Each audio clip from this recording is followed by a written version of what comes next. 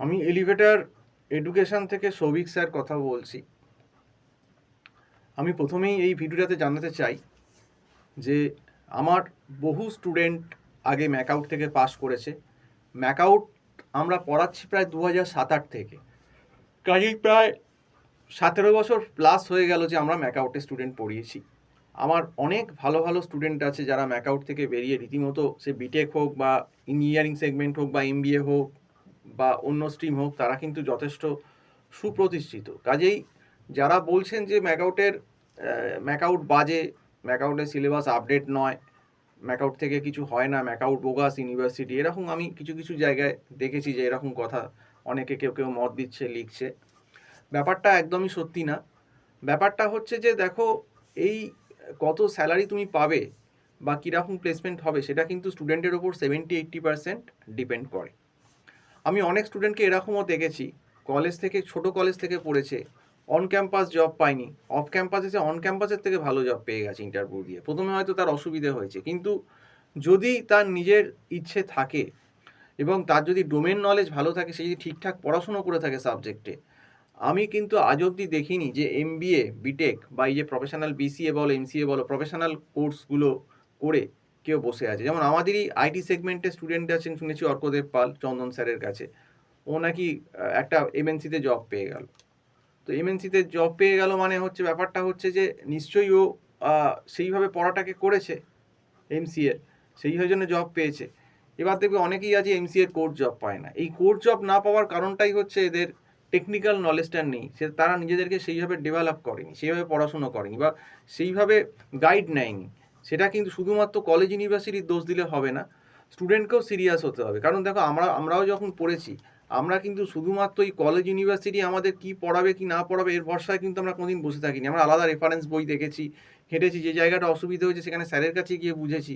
তো এই জায়গাটা আস্তে আস্তে আস্তে ম্যাকআউট স্টুডেন্টের কী হয়েছে, যত গেছে আজকে 2025-এ এসে দাঁড়িয়ে, সত্যি কথা বলতে আজকে ম্যাকআউট স্টুডেন্টের সবাই হয়তো না, সবাইকে আমি দোষ দিচ্ছি না, কিন্তু একটা মেজরিটি অফ দ্য স্টুডেন্টই আমি যেটা দেখতে পাচ্ছি খুব ক্যাজুয়াল অ্যাপ্রোচ। মানে পড়াশুনোটা এদের কাছে সেকেন্ডারি হয়ে গেছে, বাকি সব কিছু হচ্ছে প্রাইমারি। এখন যেহেতু পড়াশুনোটা সেকেন্ডারি হয়ে গেছে, তো সেই যে পড়াশুনো করে চাকরি পাওয়ার ব্যাপার, সেই চাকরিটাও তাদের কাছে এখন সেকেন্ডারি হয়ে যাচ্ছে। জব তারা পাচ্ছে না, কারণ ডোমেন নলেজ ভালো না থাকলে ভালো কোর জবের যে ইন্টারভিউ 4-5 রাউন্ড, সেই 4-5 রাউন্ড ইন্টারভিউ মানে ক্র্যাক করা এত সহজ ব্যাপার নয়। যেটা আগেকার ছেলেমেয়েদের যখন আমরা 10, 11, 12, 13-তে পড়িয়েছি, তাদের সিরিয়াস লেভেলটা বা তাদের পড়াশুনোর লেভেলটা অন্য রকম ছিল, তাদের ডেডিকেশনটা অন্য লেভেলে ছিল। তারা কিন্তু আমাদের কাছে এসে হয়তো অনেকে বলবে যে গাঁজা দিচ্ছি, মিথ্যে বলছি, এটা বললে বলার, যে বলবে বলবে, কিন্তু কিছু বলার নেই। আমাদের কাছে তারা ঘন্টার পর ঘন্টা এসে বসে থাকতো, জিনিসগুলো বুঝতো, না বুঝতে পারলে আবার জিজ্ঞেস করতো। তো এই একটা ডেডিকেশন লেভেল, আগে যারা ম্যাকআউটের স্টুডেন্ট ছিল, সে বিটেক বলো, এমবিএ বলো, বিবিএ বলো, বিসিএ বলো, এমসিএ বলো, আমরা যাদেরকে পড়িয়েছি, তাদের কিন্তু একটা খুব ডেডিকেশন লেভেল ছিল এবং তারা কিন্তু একটা পড়ার হ্যাবিট ছিল। এখন প্রবলেমটা কি হয়ে গেছে, এই স্মার্টফোনের যুগে, বিশেষ করে এখন এই যবে থেকে জিওর এই ইন্টারনেটটা হয়ে গেল 16-র পর থেকেই আমি দেখলাম আস্তে আস্তে যে এত বেশি মোবাইল অ্যাডিক্টেড বা এগুলো হয়ে গেল, যে তারা এখন এই পড়াশুনোর যে ব্যাপারটা, পড়ার যে ধৈর্যটা, পড়ার যে একটা অভ্যেস, এই অভ্যেসটাই হায়ার লেভেলে এসে, স্টুডেন্টদের গ্র্যাজুয়েশন লেভেল বা মাস্টার ডিগ্রি লেভেলে এসে এই অভ্যেসটাই নষ্ট করে দিচ্ছে। এবার তারা নিজেরাও কিন্তু পড়ছে না। ঠিক আছে, আমি মানলাম যে কিছু কিছু ক্ষেত্রে কলেজের দোষ আছে, ইউনিভার্সিটির দোষ আছে, কিন্তু তুমি নিজেও বা কী করছো? তুমি কি নিজে চেষ্টা করেছো প্রিপেয়ার হতে, সেইভাবে তৈরি হতে? কাজেই ম্যাকআউট থেকেও আমি এরকম আমার অনেক স্টুডেন্ট দেখেছি, আজকে 3-4 বছর জব করার পর, বিটেক এমবিএ করার পর, আমি এমন স্টুডেন্টকেও জানি যে 1 লাখ টাকা মাইনে পায় সে কলকাতায়।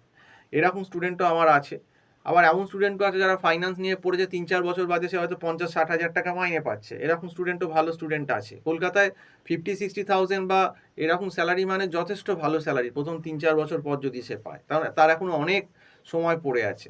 আবার এমন স্টুডেন্টকেও আমরা দেখেছি যে ওই বললাম কল সেন্টারে জব করছে, এখনও সে ওই 15-20 হাজার, 10-15 ম্যাক্সিমাম 20 হাজার টাকায় 2-3 বছর পর পড়ে আছে। তাহলে কি, এই যে স্ল্যাবগুলো, এই যে ঘটনাগুলো তোমাকে বলছি, এর জন্য স্টুডেন্টরা নিজেরাই দায়ী। তারা কিভাবে পড়াশুনো করছে, তাদের কতটা ক্রেডিবিলিটি আছে, তাদের কতটা পারফরমেন্স আছে, সব কিছুর ওপর কিন্তু স্যালারি ডিপেন্ড করে। শুধু ম্যাকআউটকে দোষ দিলে হবে না। তুমি যদি অন্য জায়গাও দেখো সেখানেও কিন্তু ম্যাক্সিমাম স্টুডেন্টের ওপরই ডিপেন্ড করে যে তুমি কিভাবে অ্যাপ্রোচটা করেছো, তুমি কিভাবে পড়াশোনা করেছো। এখন তার জন্যে কিন্তু শুধু ইউনিভার্সিটি কলেজকে দোষারোপ দিয়ে কোনো লাভ নেই। কারণ ম্যাকআউট থেকেও তো অনেক স্টুডেন্ট আছে যারা ভালো প্যাকেজের জব পাচ্ছে এবং যারা 4-5 বছর বাদে পারফরমেন্স দেখিয়ে এমন হয়েছে যে হয়তো 12 লাখ 13 লাখ এরকম স্যালারিও পাচ্ছে। এরকম আমি স্টুডেন্টকেও জানি বহু। আমারই নিজেরই এক আত্মীয় আছে যে প্রায় বিটেক করেছে ম্যাকআউট থেকে, টেকনো থেকে। তারপর সে একটা ভালো জায়গা থেকে পরীক্ষা দিয়ে এমবিএ করে সে কিন্তু এখন প্রায় হাতে 1,20,000, 25, 30 এরকম পাচ্ছে। কাজেই আমার যেটা ব্যক্তিগতভাবে মনে হয় যে শুধু ম্যাকআউটকে দোষারোপ করব, কলেজকে দোষারোপ করব, এইসব করে আলটিমেটলি কোনো লাভ কিছু তোমাদের আখেরে হবে না। যেটা করতে হবে যে কি করলে, নিজে কিভাবে অ্যাপ্রোচ করলে, কি না করলে আমি একটা হাই স্যালারির জব পেতে পারি ভবিষ্যতে এবং আমার স্যালারি আরও ইনক্রিমেন্ট হতে পারে, কি অ্যাপ্রোচটা আমি আনবো বা আমার পারফরমেন্স লেভেল কীরকম থাকবে। এখনকার দিনে কিন্তু কম্পিটিশান মারাত্মক। যদি নিজেকে সেইভাবে স্ট্রং তৈরি না করতে পারো, নলেজেবল না করতে পারো, তাহলে কিন্তু তুমি এই কম্পিটিশান মার্কেটে টিকে থাকতে পারবে না। আর ওই শুধু আমার কমেন্টে ম্যাকআউটের দোষ দিলাম, ইউনিভার্সিটির দোষ দিলাম, ওই সব করে কিছু লাভ নেই। সে তো সবসময় সব কিছু 100% কোনো দিনই থাকে না, আমাদের সময়ও ছিল না, কিন্তু আমাদেরকে করে নিতে হতো। তো এটাই বলে আজকে ভিডিওটা শেষ করছি। সম্পূর্ণ ভিডিওটা দেখার জন্য অসংখ্য ধন্যবাদ। নমস্কার।